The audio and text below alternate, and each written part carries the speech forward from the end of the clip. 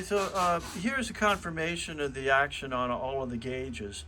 Actually, in order, go ahead, Steve. Okay.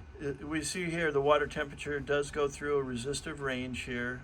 We have a very simple potentiometer that we're running it on, but the gauge is totally capable of its range.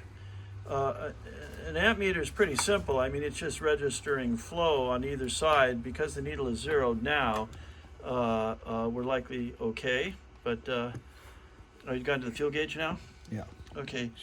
Here's the function of the fuel gauge across a typical resistive range as well.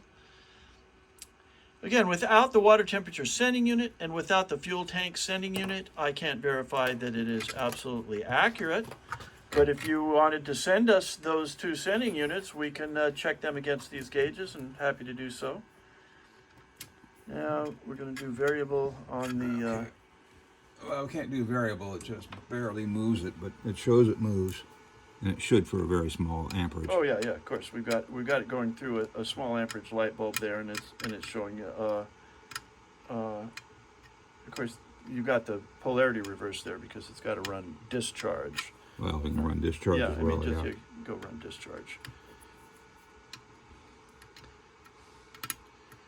And adjustments to an amp gauge that measures so many amps here is always a little bit difficult, but it is functional.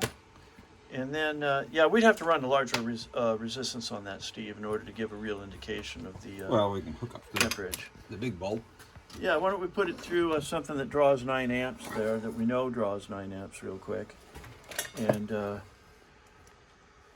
see how it runs. Amp gauges aren't really typically accurate. They just typically show that you have a discharge. So, of course, that's behind your hands. Go ahead and fire it again, just so we see.